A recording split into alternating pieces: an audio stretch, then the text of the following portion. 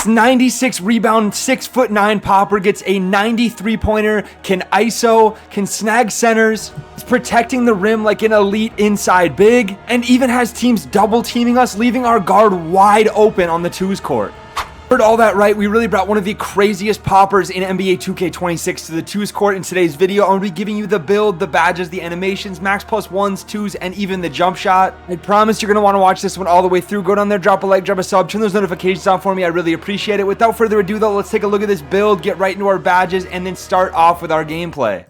So here is the build, and I am on my boy D-Hawk's account today, so shout out to him for letting me play on his popper build and show you guys just how insane this build really is. We are 6'9", max weight with a 6'10" wingspan, so we can get that 93 pointer, which is going to get us deep bomber takeover if we choose to use it. He's also started cap breaking his dunk, so eventually we will have the Devin Booker dunk styles at that 75 rating to go along with a 53 standing dunk. More than enough, more than you need, honestly. 70 close shot. We're not going to be doing a whole lot of finishing in the paint. We made this popper build to shoot threes and space the floors for our guard to ISO, for our guard to drive and finish dunks. So we have the crazy high shooting on this build, which is not something you see on a lot of poppers. Now he also did cap break his ball handle, and I really didn't think it was going to be that useful until I started playing on this build. You actually get a ton of dribble moves, and you guys will see what I am using. I also have the 82 pass accuracy, get it back to the guard really fast. Probably a little bit more than you need in park, but honestly he is lethal with this build in the rec center too. We also have the 82 interior to guard centers, 82 perimeter, so we are not getting ISO'd on the twos court, and even though we're max weight, we are still super fast. 52 steal, you just really don't need that much steal on a popper build this year. You definitely can if you want to make it that way, but that is not what he went with on this build, not what I will be using today. 84 block, you guys saw the block in the intro. We get a lot of blocks on this build in today's video. 80 offensive rebound, but the real kicker is the 96 defensive rebound, which is going to get most of our rebounds for us. On offense, the guard's not missing that much, so that deep defensive rebound is really the important one. You guys will see how crazy the badge spread is in just a second, but we also have a 77 speed, 67 agility, 91 strength, and an 88 vertical, which might be just as important as the rebound rating this year. You guys are going to see, I mean, you fly through, you jump so high with the 88 vertical. It's going to get you so many rebounds, even if you don't have as high of a rebound rating. But anyways, that is the build. Let's look at how insane the badge spread is really quick. We get legend rebound chaser, legend strong handle, legend set shot, legend pogo, legend box out beast, and we even get legend brick wall with Hall of Fame dimer, gold immovable, gold off ball. I mean, look at how crazy this badge spread looks, and he does have one of the rebound specializations done because of a crazy method that he put me onto. This popper build is insane. Now let me give you guys my animations really quick. If you guys want to copy down any of these, this is what I'm using to dribble on this popper build and play. I mean, you guys are going to see how good this build is,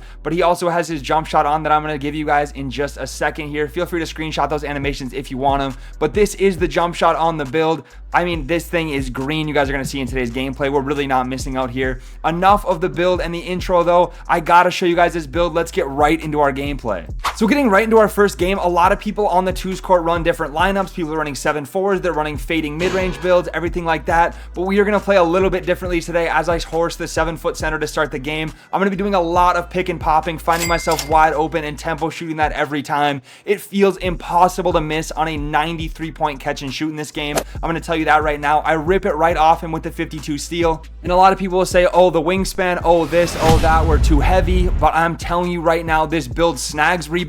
We still feel fast on the court, and we can space the floor, so when we play with a slashing guard like the one I'm playing with in this video, he does not have to worry about the center helping in the paint, because if he does, I am going to make him pay by hitting the shot every single time. I'm telling you right now, being able to space out the floor and spread the defense is definitely a very good way to play on the twos this year. There's a lot of different metas and a lot of different ways you can play. There I put that 50 standing dunk to the test, but this is one of the more unique lineups, or unique poppers at least, that I have seen or played with on the twos, and it definitely gets the job done. I've also been working on a 6'10" popper, so if you guys want to see that, it definitely has lower shooting, but a little bit higher rebounding, a little bit faster, so let me know if you guys do want to see that, because that build is a lot of fun. Also, another very competitive popper build. I dropped the actual build itself a while back, but I am going to get some gameplay together for you guys. Anyways, back to this game though, we do end up going down 10-0 and finally getting a stop on two 6'8" ISO guards. They were just ISOing both of us, taking turns, doing whatever they could, but now we gotta cook up. My guard takes a nice dunk right over the top of him in the paint to start our scoring out, and we really can't give them the ball back or we're cooked. I'm not gonna lie. Guard hits a nice little size up, knocks down the 3-pointer, making it 10-5. And again, these are only the games to 11. I hit a little midi going tempo there. I've been using tempo on all of my catch and shoot builds now, and I'm telling you, it is so much better than the button. I never used it before. I never used it in 25. Found myself wide open though, knocking down another one. The green window just feels massive whenever you get it with that tempo shooting, especially with a 93-pointer build like this. We are going to get a little bit more of an ugly possession here. We're going to throw it back and forth a couple times. I'm going to do a nice little slip pop, not even touch the guy on the screen, hit the guard right back wide open. That guy thought I was going to drive, and he knocks it down, getting us our 10-0 comeback win. We end up 13-10ing them. You already know I had to get you guys a 7'4" gameplay because there's still people out here running 7'4s. Their guard wasn't playing to start out the game. I did feel a difference with the new patch. Let me know if you guys did or if you have played yet, because I'm now getting much better contests just playing hands up on 7'4s. I shouldn't say much better, but it is definitely noticeable. They aren't shooting over me quite the same as they were last week or whenever before the patch was. But again, I'm shooting right over them. You can't leave me open. This guy's sagging off me, and he does end up playing a little bit closer, so my guard's gonna go try to take a dunk. Dots me late. I missed the shot, but I am going to go ahead and get my own self offensive rebound back to the guard, who's going to back it up and then drive in and take a nice little dunk. He's on my guard's on a 6'4" build that can get like a 96, 98 driving dunk or something crazy like that. Those 6'4s, if you set it up right, you can cap break crazy on them and make them just insane builds if you get enough cap breakers by the end of the year. But that's another thing with this build. If you're playing with somebody that can ISO, and with how good the dunk meter is, if they can get to the rim and finish the dunks super consistently, if they can't find somebody that can guard them, they're going to get a free dunk every single time because the center cannot help off of you. This is about the point in the video where I figured out I could really dribble on this build. I wasn't really trying to do it before, and then I forgot I put those dribble moves on, and we are kind of moving. I mean, you got to remember, we are in a 6'9" popper, and the only ball handle that we have is cat broken ball handle. I work down there for an offensive rebound, set a big body screen, get the guard to come to me in the corner. The center is too slow to guard my guard, and he gets another nice, easy, wide open dunk. One thing I noticed a lot on this build is I didn't even really need to set the screen as much. Like, I'm not hitting the guy in the screen. I'm just popping before it even hits them. They're anticipating the screen's gonna hit. They're thinking about switching. They're thinking about picking up. And if you give me an inch of space on this build, I'm knocking it down. It's already easy enough to shoot on this game. Not to mention, I have a 93-pointer on a build that I'm mainly just catching and shooting on. I'm comboing up though. Look at what I'm doing out here on a popper build. Dot in the guard. Center was trying to help off because he thought I was gonna drive. Little did he know I don't really have all that much finishing, and my guard ends up finishing the game for us. These next guys definitely knew what they were doing. We started out the game down 6-0. He's going to drive, kick it back to his guard, and he's going to try to fade a little midi there. That's what he did to get his first 6 points of the game. I get a contest, but this guy pump fakes in the corner. He really should have shot it. End of the shot clock coming up here, though. I'm playing great paint defense. My guard's playing good perimeter defense. No time on the shot clock, and I block it, forcing a shot clock violation. And that is the stop we needed because we were not about to give them the ball back after we got the one stop.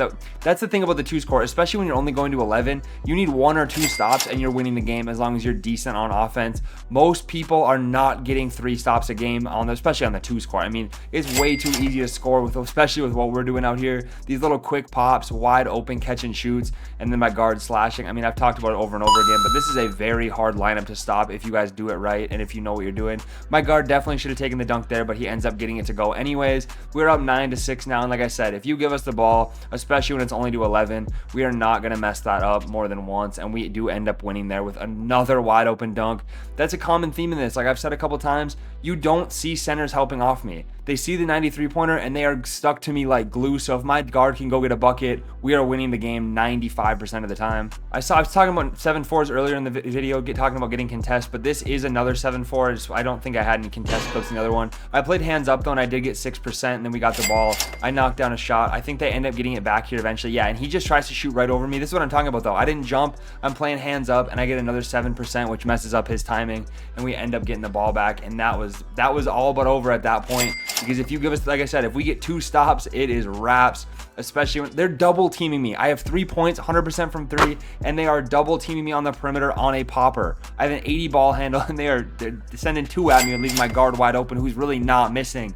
And that gets us another win. We come out of that one 11-2. That is going to be all the games on this 6'9" popper. Again, shout out D-Hawk for letting me get on his build, show you guys how overpowered this build really is. If you have something like this or want to see something else, a different kind of popper for me to put out, let me know down in the comments. If you guys stuck around all the way to the end, I appreciate you watching all the way through. Drop a like, drop a sub, drop a comment on your way out, and I will catch you in the next one.